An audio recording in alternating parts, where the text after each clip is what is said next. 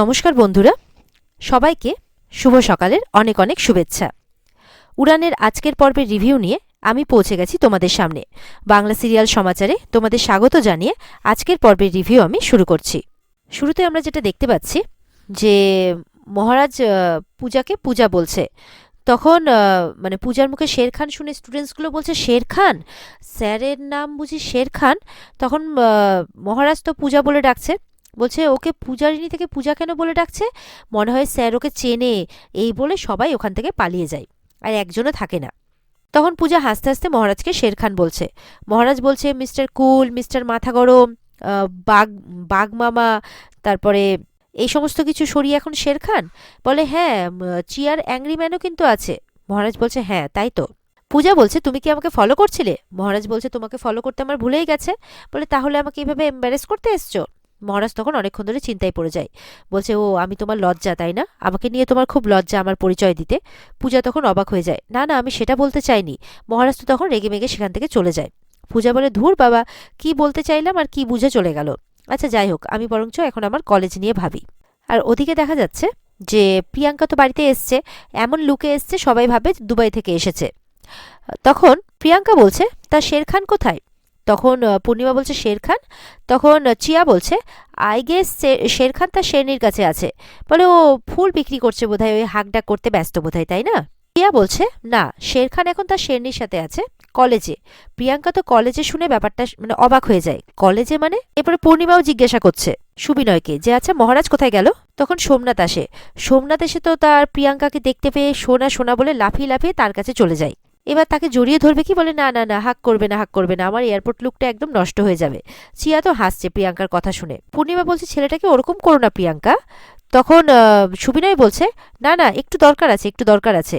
তখন সোমনাথ বলছে, কেন বাবা এরকম করে বলছো? বলে, কারণ এটা তো ড্রয়িং রুম নয়, মানে এটা তো মানে ড্রয়িং রুম, সেই কারণেই।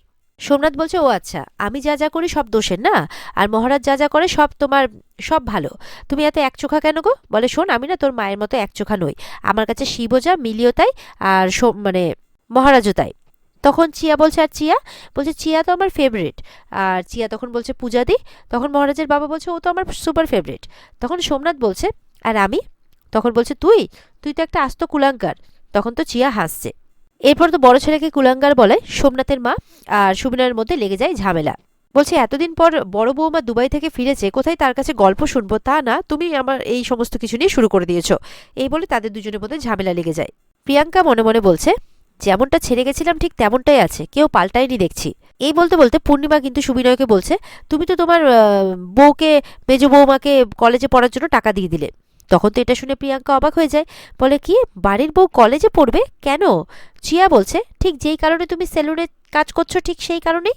প্রিয়াঙ্কা তখন চুপ করে যায়, আর মনে মনে বলছে, কাজ কি আমি এমনি করছি? আমি তো তোমার মতো বড়লোক বাপের মেয়ে নই। না হলে কাজ না করলে আমার বুড়ি মা আর মেয়েটাকে দেখবে কে? এই দুবাইয়ে থাকার নাম করে রাত দিন সেলুনে পড়ে থেকেছি, না হলে মিছরিকে বড় স্কুলে ভর্তি করাতাম কি করে? এমনটাই ভাবছে মনে মনে প্রিয়াঙ্কা। বড়লোক বাড়ির মেয়ে ভেবে তো আমাকে সোমনাথ একটা পয়সাও হাতে দেয় না। এদিকে তো পূর্ণিমা জিজ্ঞাসা করছে, কি গিফট এনেছো আমাদের জন্যে?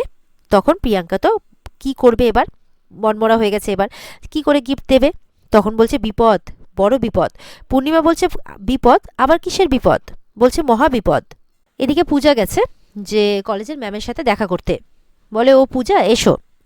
তোমার মানে খুব প্রশংসা না করে আমরা পারছি না, কারণ একবার পড়াশোনা ছেড়ে দেওয়ার পর আবার তুমি রিজয়েন করতে এসছো। আমাদের খুব ভালো লাগলো, তোমরাই তো হচ্ছে দেশের ভবিষ্যৎ। এরকমভাবেই নামডাক হচ্ছে। তখন বলছে, আমরা কিন্তু একটা সিদ্ধান্ত নিয়েছি তোমার ব্যাপারে। ওদিকে দেখা যাচ্ছে স্টুডেন্টসগুলো কিন্তু চুপ করে কথা শুনছে, ভাবছে যে পূজা মনে হয় কমপ্লেন করতে এসছে। ভাবছে, নতুন স্যারকেও তো দেখতে পাচ্ছি না, এবার কি হবে, আমাদের গার্জেন কল না হয়ে যায়, এরকম ব্যাপার আর কি। তারা নিজেদের মধ্যে আলোচনা করছে। এদিকে কলেজের ম্যাম বলছে যে, তুমি যেহেতু টার্মের মাঝখানে এসেছো, তাই তোমাকে আমরা সেকেন্ড ইয়ারে নয়, আমরা ফার্স্ট ইয়ারে অ্যাডমিশন নিতে পারবো, তুমি ফার্স্ট ইয়ার থেকেই পড়বে। তখন পূজা বলছে, আবার ফার্স্ট ইয়ার? কিন্তু আমি তো আমার আগের কলেজ থেকে ভালোভাবে ফার্স্ট ইয়ার পাশ করে এসেছি, ভালো রেজাল্ট করেছি। আপনারা চাইলে আমার পরীক্ষা নিয়েও দেখতে পারেন যে আমি কোন ইয়ারে পড়ার যোগ্য।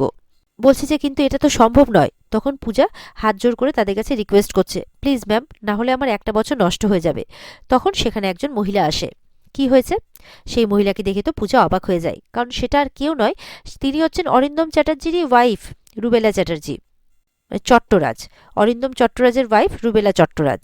এদিকে প্রিয়াঙ্কার মুখে বিপদের কথা শুনে মহারাজের বাবা মনে মনে বলছে, এই যে আবার শুরু ঝুড়ি ঝুড়ি মিথ্যে কথা বলা। বলছে চিয়া বলছে কি বিপদ? বলছে যে আমার না গিফটসের ব্যাগগুলো সব চুরি হয়ে গেছে। আমি ওখানে অনেক অনেক লাখ লাখ টাকার গিফট নিয়ে এসেছিলাম, সব কিছু হারিয়ে গেছে। তখন চিয়া বলছে, একটু কথাটা ঠিক করে বলো তো, হারিয়ে গেছে না চুরি হয়ে গেছে, কেসটা কি? তখন পূর্ণিমা আসে, বলে আচ্ছা ছাড়ো তো প্রিয়াঙ্কা, আচ্ছা ছাড়ো, তুমি এক কাজ করো, তুমি এর পরের বার যখন দুবাই যাবে সোমনাথকে সঙ্গে নিয়ে যেও, দেখো তোমার আর কোনো কিছু হারাবে না, বুঝেছো? এদিকে তো এটা সেটা বুঝিয়ে প্রিয়াঙ্কা নিজের ঘরে চলে যায়। তখন চিয়া তার শ্বশুরমশাইকে বলছে, আচ্ছা বাবা, তুমি বড় যাকে পছন্দ করো না কেন বলো তো? বলে আসলে প্রিয়াঙ্কা তো একটা, বলতে গিয়ে থেমে যায়। বলে না বাবা, চিয়া যা দুষ্টু, আমি যদি বলে দিই যে প্রিয়াঙ্কা ফ্রড, না জানি কি হুলুস তুলুস বাঁধাবে, তার চেয়ে বাবা থাক, আমি বলবো না। মহারাজের বাবা তখন কথা ঘুরিয়ে বলছে, আসলে ওই খুব তর্ক করে তো ওই জন্য। বলে আর পূজার আজকে হেটও করে, তবে আর চাইলেও পূজার আজকে কেউ আলাদা করতে পারবে না, চিয়া বলে। এদিকে দেখা যাচ্ছে রান্নাঘরে পূর্ণিমা এসছে রান্না করতে। পূর্ণিমার হাজব্যান্ড মানে সুবিনয়ও আছে। বলছে তিনটা বাড়িতে ছেলের বউ থাকতে আমাকে হাত পুড়িয়ে রান্না করতে হচ্ছে। তখন সুবিনয় বলছে, তোমার জন্যই তো সব হয়েছে। বলে হ্যাঁ, আমার জন্য সব হয়েছে না। এই নিয়ে তাদের মধ্যে তর্ক চলছে। তখন সেখানে আসে মহারাজ। মহারাজ বলছে, আমি কিছু হেল্প করতে পারি? তখন বলছে, এই যে এলেন পত্নীব্রতা স্বামী। বলে আমি পত্নীব্রতা বাবার ছেলেও। বলে আমি পতিব্রতা স্ত্রী।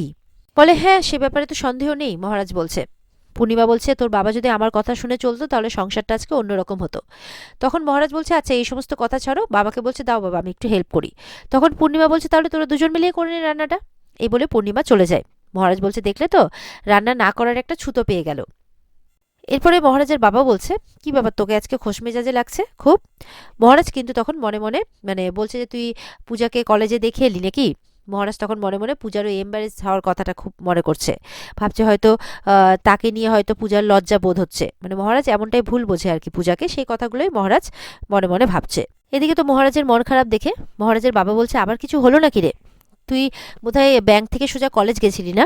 মহারাজ বলছে, তুমিও অন্তর্যামী হয়ে গেলে আমার মতো। আমার বোধহয় কলেজ যাওয়াটা ঠিক হয়নি। বলে কেন রে, আবার কি হলো?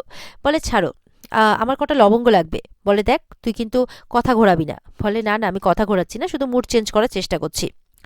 বলছে আজকে রাতে আমার একটা ম্যাচ আছে। বলে আবার? তোর তো ক্ষত শুকোয়নি রে এখনো। ওদিক থেকে কিন্তু প্রিয়াঙ্কা চলে আসছে সোমনাথের সাথে। প্রিয়াঙ্কা কথাগুলো শোনে। বলে ক্ষত কোথায়? ক্ষত ধুর, কিছু হবে না ওতে, আমি একদম ঠিক আছি। বলে কিন্তু তোর তো ক্ষত শুকোয়নি। প্রিয়াঙ্কা বলছে, মহারাজ এতটা রিস্ক নেওয়া কিন্তু ঠিক নয়। মহারাজ বলছে, এই যে ফ্রড এলেন। তখন সোমনাথ বলছে, সোনা ফ্রড নয়, তুই ফ্রড, একটা গুন্ডা।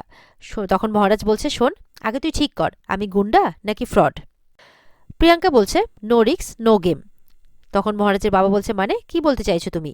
বলে না, আসলে আপনার ছেলে একটু বেশি রিস্ক নিয়ে ফেলছে তো, তাই জন্যই বলছি আর কি। মহারাজ বলছে, নিশ্চয়ই কোনো বিপদ আছে, কোনো ব্যাপার আছে যার জন্য এরকম কথা বলছে, ফ্রড। এদিকে চিয়া আসে, যে অ্যাংরিম্যান তুমি চলে এসছো, তুমি দিকে একা ফেলে চলে এলে। বলে শোনো, তোমার দি না যথেষ্ট স্বাবলম্বী, সে একাই যাতায়াত করতে পারবে।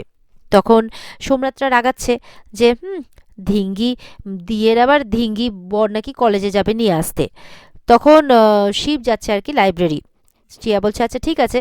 তখন সোমনাথের বাবা বলছে যে, এই যে শিব এই বয়সে লাইব্রেরি যাচ্ছে, তুই এই বয়সে ধীরে ধীরে ডিগ্রি নিয়ে বসে আছিস, তো মহারাজ কলেজে গেলে দোষ কোথায়?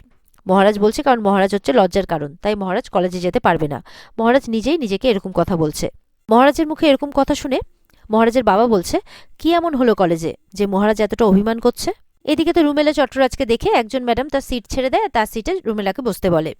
এদিকে তো পূজা দেখে অবাক যে রুমেলা চট্টরাজ এখানে। পূজা তো অবাক হয়ে যায়, আর এখানে আজকের পর্ব শেষ হয়ে যায়। তো বন্ধুরা, এই হচ্ছে আজকের পর্বের রিভিউ। ভালো লেগে থাকলে অবশ্যই পর্বকে লাইক, কমেন্ট আর চ্যানেলকে কিন্তু সাবস্ক্রাইব করতে ভুলবে না।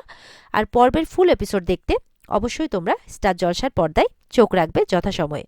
তাহলে দেখা হচ্ছে তোমাদের সাথে আগামীকালকে। ততক্ষণ সবাই ভালো থাকবে। টাটা।